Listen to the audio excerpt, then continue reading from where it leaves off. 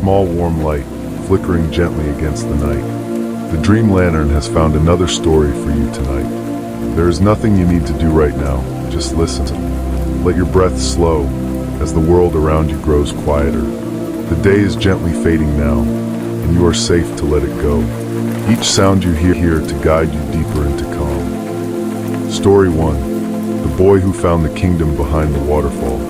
Once upon a time, at the very edge of a quiet little village, there was a forest.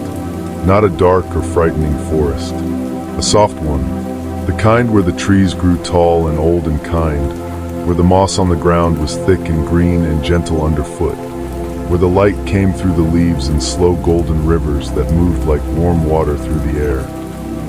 Not a dark or frightening forest, a soft one, the kind where the trees grew tall and old and kind, where the moss on the ground was thick and green and gentle underfoot, where the light came through the leaves in slow golden rivers that moved like warm water through the air.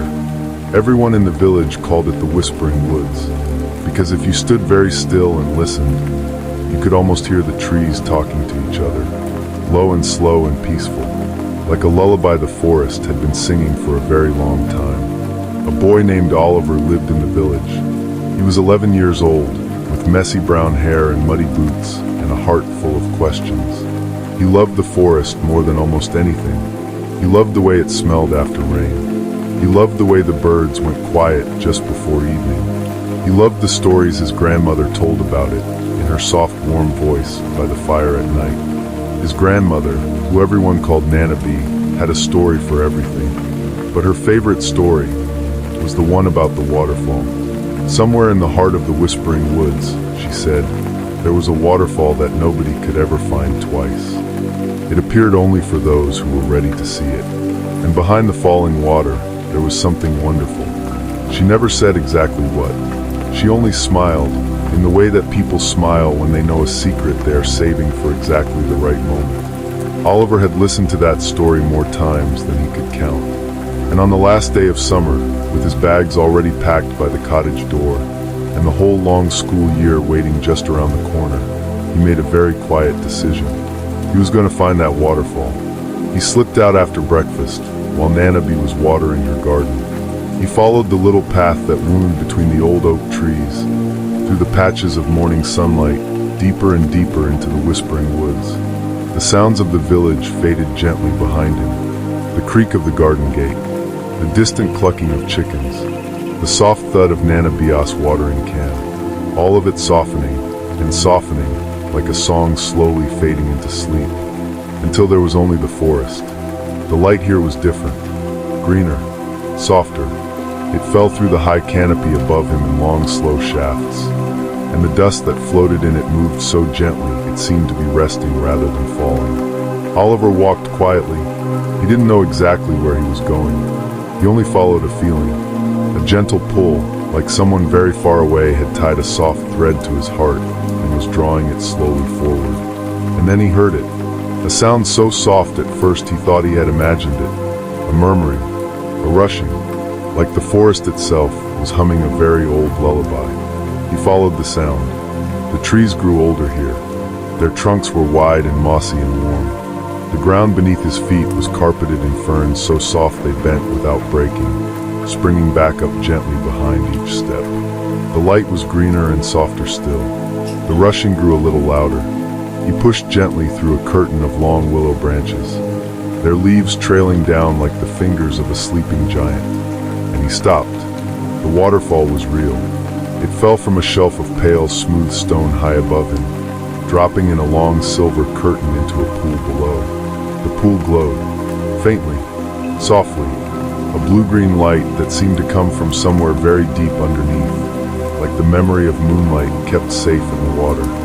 Around the edges of the pool, small white flowers grew, star-shaped. Their petals trembled very gently in the mist from the falling water. Oliver stood very still for a long moment. He breathed in the cool, soft air. It smelled of cold stone and green moss, and something sweeter underneath, like honey and rain and old paper all at once. Then he noticed the gap, behind the waterfall, just visible through the silver curtain of falling water. A shadow, a space, an opening in the rock.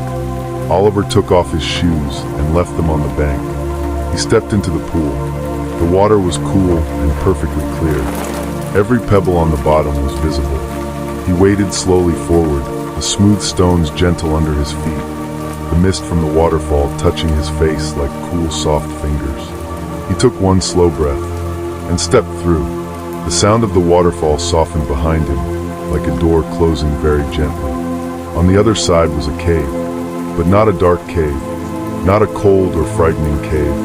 The walls glowed with a soft, warm light that came from thousands of tiny crystals set into the stone. They pulsed slowly, gently, almost like breathing, like the cave itself was asleep and dreaming. Oliver stood and looked at them for a moment. Then he followed the passage deeper in. It curved slowly downward, smooth and wide, and then leveled out, and then opened. Oliver stopped breathing for a moment. He was standing at the edge of a valley, an underground valley, somehow impossibly large, lit by a ceiling of glowing stone so high above him that it looked like a sky. The light it gave was the color of late afternoon on a perfect summer day, soft and golden and warm. And below that impossible ceiling, a village, small and quiet and perfect. Stone cottages with roofs of living green moss, little curls of smoke rising from their chimneys. Cobblestone paths winding between gardens full of flowers and colors Oliver had never seen before. A river running through the center of it all, slow and clear and silver. Little bridges arching over it, each one different, each one lovely. And everywhere, that extraordinary quietness. Not an empty quietness, a full one. The kind of quiet that feels like a warm blanket. Like everything is exactly as it should be. Oliver walked down the gentle slope toward the village. The people who lived there saw him coming. They were small, smaller than Oliver, though not tiny. Their eyes were large and very calm, and they had the look of people who had lived quietly. They watched him approach with gentle curiosity. An elderly woman came forward. She wore a cloak the color of autumn leaves and carried a pale wooden staff. She had kind eyes and a slow, warm smile. "We wondered," she said gently, "when you would find us." Her voice was like warm tea on a cold evening, low and unhurried and kind. Oliver blinked. "You knew I was coming?" "We knew someone was coming," she said. "The waterfall shows itself only to those who are ready. It has been a long while since anyone was ready." Her name was Elder Marin. She walked with Oliver through the village, slowly, pointing things out as they went. The little market where people traded stories instead of goods. The great old tree in the center of the village whose roots ran under every cottage and whose branches reached up toward the glowing ceiling far above. The river, which she told him had been flowing since longer ago than anyone could remember. "What is this place?" Oliver asked. "Everhollow," she said simply. "It has been here longer than the forest, longer than the village, longer perhaps than memory itself." She brought him to her cottage. It was warm inside and smelled of pine and cinnamon and something Oliver couldn't quite name, but that felt like home. Every wall was covered in shelves. Every shelf was full of small glass bottles, hundreds of them, each one glowing with a soft different light, blue and gold and green and rose. "What are those?" Oliver asked. "Stories," Elder Marin said. She lifted one gently, a small bottle glowing a deep, warm blue. She held it up to the light, and inside, Oliver could almost see something moving, something tiny and shifting and alive. "Every story ever told in Everhollow," she said, "lives here. A story that is told does not disappear. It only changes its shape. It becomes light. It becomes warmth. It waits." She set it back carefully on the shelf. "When someone comes to Everhollow," she continued, settling into the chair by the fire and gesturing for Oliver to take the one across from her, "they always bring something with them. A story from the world above. Something we haven't heard." Oliver thought for a moment. He thought of Nana Bias' cottage in the mornings, warm and golden. He thought of the garden and the sound of the gate and the way the light came through the kitchen window in the early summer. He thought of the whole long summer just ending and how it had felt like the best one yet, and how he hadn't quite wanted it to be over. He told Elder Marin all of it. He talked for a long time. She listened with complete stillness, her warm eyes resting on him, as if every word he said was something she had been waiting a long time to hear. As if time in Everhollow moved differently. As if there was no such thing as hurry here. When he finished, she sat quietly for a moment. Then she reached up and took a small empty bottle from the shelf.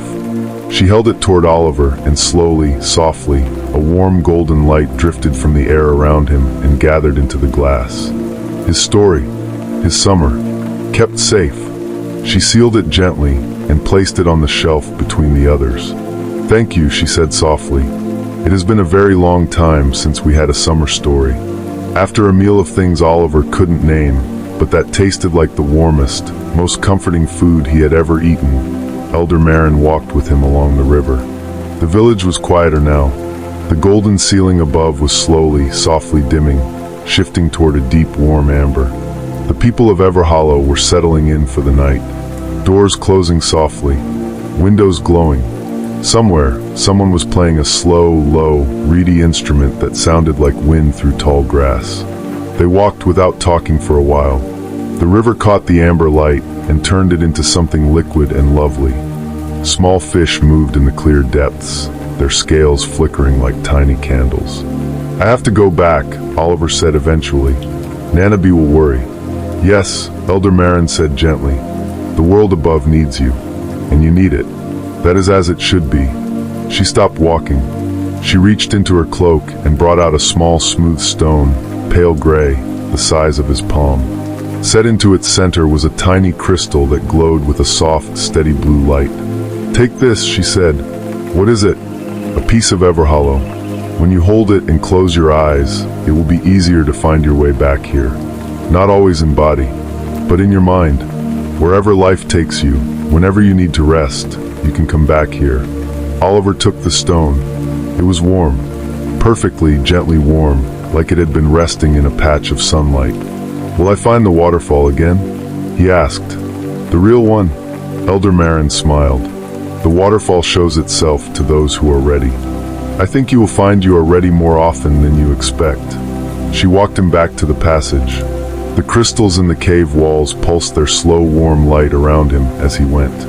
The sound of the waterfall grew gently louder. The cool mist touched his face. At the entrance to the passage, he turned once and looked back. Elder Marin stood at the edge of the light, small and still and smiling. She raised one hand. He raised his. Then he stepped through the waterfall and back into the forest. The pool was still there, still glowing softly, still perfectly clear.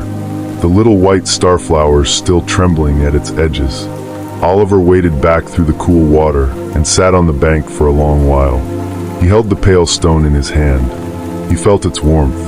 Above him, the light through the canopy had shifted. The afternoon was getting on, but he felt no hurry, only a deep, quiet calm, the kind that comes after something important and good has happened, after something has been understood. He put his shoes back on. He walked home through the whispering woods, and this time he was certain. The voices in the leaves were not almost words. They were words. "Come back soon," they said. Nanaby was on the porch. She had a cup of tea going cool in her hands and was watching the sky turn gold above the tree line. She looked up when she heard the garden gate, and something passed across her face. Relief, and something else, a quiet recognition. "You found it," she said. It wasn't a question. Oliver stopped. "You knew?" She smiled, a smile that reminded him very suddenly and completely of Elder Marin. "I found it once," she said, "a long time ago, when I was just about your age." They sat together on the porch as the sun went down. The sky turned amber and pink, and then the soft, deep blue of early night. The first stars appeared one by one. The whispering woods settled into their evening sounds. Oliver kept his hand in his pocket, around the pale, warm stone. He didn't need to take it out. He could feel it through the fabric, steady and slow and warm, like a heartbeat, like breathing, like something ancient and kind keeping gentle watch in the dark. That night, Oliver fell asleep very quickly, and in his dreams the underground ceiling glowed gold, and the river ran slow and silver through the quiet streets of Everhollow, and somewhere in a cottage full of glowing bottles, Elder Marin was placing a new one carefully on the shelf. Small, warm, golden, a summer story, kept safe forever. Story 2, the girl who sailed to the island of endless stars. Once there was a girl named Isla. She was 9 years old, small and quiet, with dark eyes her mother always said were the color of the sea just before a storm. She lived in a little house on a cliff above the ocean, and on clear nights she could hear the waves from her bedroom window, slow and steady and patient, like the sea was breathing. On most nights, the sound of the waves helped her sleep, but on this particular night, something was different. The waves sounded different, not louder or rougher, just different, like they were calling something, like they were trying to say a word she almost knew. Isla lay in bed for a long while listening. Then she got up, pulled her coat on over her pajamas, slipped out the back door into the cool, soft night. The path down the cliff was one she knew by heart. She had walked it 1,000 times in daylight. In the dark it felt different, dreamlike. The stones glowed faintly silver in the moonlight. The grass on either side moved in the breeze she couldn't feel on her face. She reached the little cove at the bottom, and there it was. A boat small and wooden, with a single white sail. Tied to a rock she had walked past her entire life without ever seeing a boat tied before. Isla stood and looked at it for a long, quiet moment. Then she climbed in. The rope untied itself gently. The sail filled with the soft wind from summer. And the boat moved out of the cove, past the rocks, and onto the open sea. She knew she probably should have been frightened, but the boat felt safe beneath her, steady and sure, like it had known exactly where it was going for a very long time, and had simply been waiting for her. The ocean at night was extraordinary. She had seen it from her window hundreds of times, a dark shape beneath the stars. But from inside it, on the water itself, it was something else entirely. The waves were gentle and slow. The water caught the starlight and held it, turning it into something shimmering and alive. And deep below the surface, soft lights moved, blue and silver and pale green, as if the ocean had its own stars living underneath it. Isla leaned over the side and watched them drift. The boat sailed on. After a while, the stars above began to change. They grew brighter, more numerous. She began to see colors in them she had never noticed from her window. A faint rose in some, a deep soft blue in others, a gold that pulsed very slowly like breathing. And then on the horizon, an island. She could see warm golden lights scattered across gentle hills. Trees she didn't recognize, their leaves silver in the starlight. A long pale beach that seemed to glow faintly from within. The boat sailed straight toward it, gentle and unhurried. It grounded itself softly on the sand. The sail folded. The boat settled as if it had come home. Isla climbed out onto the beach. The sand was warm beneath her feet, much warmer than sand should be at night. She reached down and touched it. It shimmered faintly between her fingers, like something between sand and starlight. She walked up toward the lights. The island was full of children, all different ages, all moving quietly through the trees, along the little winding paths between the hills, carrying small lanterns, talking softly, some of them simply sitting and looking up at the sky. They all had the same expression she imagined was on her own face. Wide, wondering eyes, the particular look of someone who has found something they didn't know they were looking for. A girl stepped out from between two silver-leaf trees. She had red hair and freckles and a warm, easy smile. The kind of smile that makes you feel immediately as though you have known someone for years. "My name is Cora," she said. "I came here for the first time last week. Would you like me to show you around?" "Yes, please," Isla said. Cora showed her everything. The lantern grove, where the trees themselves gave off a soft golden warmth, and sitting beneath them felt like sitting beside a fire on a cold evening. You could feel the tension in your shoulders slowly, gently releasing. The star pool, a perfectly still pond at the center of the island, where the reflections of the stars above were so clear and so deep that it was impossible to tell where the water ended and the sky began. Isla sat beside it for a long time, just looking. It felt like looking into something very old and very peaceful. The map room, an open stone building at the top of the highest hill, where the walls were covered in beautiful hand-drawn maps. Not maps of places Isla knew, maps of other islands, other hidden places, dozens of them, hundreds perhaps. There are so many of them, Cora told her, all over the world. Places like this one. Every night, children find their way to one of them somehow. A boat like yours, or a path through a wood, or a door that wasn't there yesterday. Isla looked at the maps for a long time. Why? She asked quietly. Why do they exist? Cora was quiet for a moment, thinking.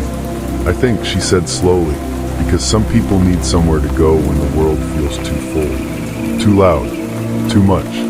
She paused. Somewhere that exists just for the quiet parts of you, the parts that are too small and soft to say out loud in the daytime, but that need somewhere to breathe. They sat together after that on the top of the hill, side by side, looking up at the stars. The other children moved through the island below them with their lanterns. The star pool reflected the sky. The lantern grove glowed warmly between the trees. The ocean around the island was perfectly still. Isla felt something she hadn't felt in a long time. Not excitement exactly, not happiness exactly, something quieter than both, something more like rest. The feeling of setting something heavy down very gently, the feeling of a long-held breath softly let go. How long can we stay? She asked. As long as you need, Cora said, and you can always come back. How? The same way you came the first time, when you need to. When it is late and quiet and something in you is looking for a boat. The journey back was slow and soft. The boat found her on the beach just as the stars above were very faintly, almost imperceptibly beginning to thin. The first suggestion of morning, far away still. Just a slight lightening at the very edge of the sky. Isla climbed in. The sail filled gently. The boat moved across the still dark water. She looked back once. The island was still there. The golden lights still warm between the trees. One small figure standing on the top of the hill, red hair visible even at that distance. Cora raised her hand. Isla raised hers. Then the island slipped softly behind the dark horizon and was gone. She was back in the little cove before the first true light reached the sky. The boat grounded itself gently on the familiar stones. The rope tied itself back to the rock. Isla climbed up the cliff path in the last of the dark. She went inside, hung up her coat, climbed back into bed. Through her window, the sound of the ocean was slow and steady and patient. But she could hear what it was saying now. Come back soon. She closed her eyes and slept. And in her dreams, the stars were the color of breathing, and the water was made of soft light. And somewhere on an island that existed only at night, a girl with red hair was walking through a grove of golden trees with a lantern in her hand, and everything was exactly as it should be. Story 3. The Old Lighthouse Keeper and the Sea Dragon. There was once an old lighthouse that stood on a rocky headland above the sea. It had stood there for 200 years. Its walls were gray stone, worn smooth by salt wind and rain. At night, its light swept slowly and steadily across the water, patient and regular as breathing. As the tide, the keeper's name was Aldous. He was 73 years old. He had white hair and weathered hands and eyes that had spent so many decades looking out at the sea that they had taken on something of its color gray-green in calm weather, deeper and darker when storms were coming. He had lived in the lighthouse for 40 years. He knew every stone of it, every creak of the stairs, every particular sound the wind made in the lantern room, depending on which direction it came from. He knew the rocks below by name. He knew the tides by feel. He was, by any ordinary measure, entirely alone out there on the headland. But Aldous didn't feel anyone. The sea kept him company. He talked to it sometimes in the evenings, sitting on the rocks with his tea going cool, watching the light change on the water. He had been doing it for so long that it no longer seemed strange. The sea, he felt, listened, not the way a person listens, the way very old things listen, with patience, with depth, without needing you to explain yourself. It was on a quiet October evening, with the first breath of coming autumn in the air, that he saw it for the first time. He was on the rocks below the lighthouse, checking a mooring ring that the autumn storms always worked loose. The water around him was gray and gently choppy. He saw it between two rocks. Just for a moment, something large in the water, much larger than any fish he had ever seen, moving with a slowness that suggested great size. A color that was hard to name. Not quite green, not quite black, something shifting between the two, like the color of deep water itself. Then it was gone. Aldous stood still for a long moment, the mooring ring in his hand. Then he went inside and made a cup of tea. He didn't see it again for 3 weeks. When it reappeared, it was closer to shore. He was making his evening rounds in the lantern room when the light swept across the water below and caught something at the surface. A shape, very large, moving with slow grace through the dark water. And then, as the beam passed, what might have been a head turning. 2 points of gold in the darkness, there and then gone. He went to his logbook and wrote very carefully, something in the water, large, moving south, watched for 20 minutes. Cannot identify. He looked at the entry for a while. Then he went to bed. The third time it came to him. It was late November, an unusually still night for the season. The water below the lighthouse was calm, reflecting the stars with clarity. Aldous had come down to his favorite rocks to watch, the way he often did on clear evenings, a blanket around his shoulders and his tea beside him. He felt it before he saw it. Not a sound, a feeling, a low gentle vibration in the rock beneath him, like something large and slow moving through the water very close to shore. Then the head rose, slowly, calmly, the way something rises when it has no reason to hurry. It was very large, larger than he had imagined from the glimpses. The head alone was the size of a small rowing boat. Below it, a long neck disappeared into the water, suggesting a body of enormous size somewhere in the dark. The scales were that same shifting color, green-black, changing as the lighthouse beam moved across them. The eyes were gold, large and deep and patient and very, very old. They looked at each other for a long moment. Aldous, to his own quiet surprise, felt no fear at all. He had spent 40 years on this headland. He had seen the sea in every mood it had. He had great respect for it, and no illusions about its power. That something ancient and enormous and beautiful might be living in its depths seemed, when he sat quietly with the idea, entirely reasonable, perhaps inevitable. He lifted his cup of tea. Evening, he said. The great golden eyes regarded him steadily. Then very slowly the massive head dipped. A nod, unmistakable. After that, it came regularly. Not every night, perhaps once a week. Always late, always when the water was quiet. It would surface near the rocks and stay for an hour or so, and Aldous would sit with his blanket and his tea, and they would keep each other company the way that old and unhurried things keep company. Without much noise, without needing to explain anything. He learned its patterns. It came more often as the year grew colder.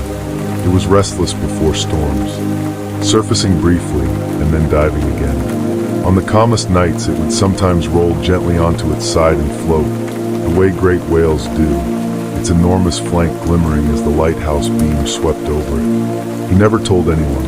It didn't seem like something that needed to be told. It was between him and the sea.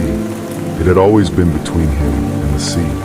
On the last night of the year, when the air was perfectly still and the stars were very bright, the creature came closer to shore than it ever had before. Close enough that Aldous could see the texture of its scales in detail, the way each one caught the light differently. Close enough that when it breathed out, he felt the warmth of its breath on his face, carrying the smell of deep cold water and old stone and something else he couldn't name. Something that reminded him, quietly and unexpectedly, of peace. He sat very still, the great head turned toward him. The golden eyes found him in the darkness. They stayed like that for a long time, the lighthouse turning slowly above them, the stars reflected in the still water below, the old year going gently into the new one. Just before the first light of dawn, the creature began to move. Slowly, without hurry, back toward the open water, the massive body surfacing once, twice, a dark shape moving through stars reflected in the sea, and then gone, down into the deep, back to wherever it went when it wasn't here. Aldous watched until the water was still again. Then he went inside, made fresh tea, and opened his logbook to a clean new page. New Year, he wrote. Clear night. Calm water. Good company. He closed the book. He climbed to the lantern room and stood for a while, watching the beam sweep slowly and steadily across the water, patient and regular as breathing. As the tide, the sea was still, the stars were very bright, and somewhere out there, in the deep soft dark, something ancient and beautiful was moving slowly through the water, unhurried and at peace. And everything was exactly as it should be. And so we closed the archive for tonight. 3 stories, 3 quiet journeys. A boy who found a kingdom hidden behind a waterfall, and came home with a warm stone in his pocket and the sound of the forest saying, "Come back soon." A girl who sailed to an island of endless stars and found that the ocean knew her name. An old man and something ancient and golden that kept each other company in the dark, without needing to say very much at all. They're all resting now. Oliver, with his pale warm stone and the sound of Nana Bios' garden. Isla, with the sound of the waves saying what they always say. Aldous, with his tea and his logbook and the lighthouse turning slow and steady overhead. And you can rest now too. Let the stories settle softly around you, like a blanket being pulled up gently, like the last light going out in a warm room, like the sound of rain on a roof somewhere safe and far away. There is nowhere you need to go tonight. Nothing that cannot wait until morning. Just breathe slowly and let the archive keep watch while you sleep. Good night. This has been Midnight Archives. We will see you next time. Rest now. Let the rain carry you to sleep.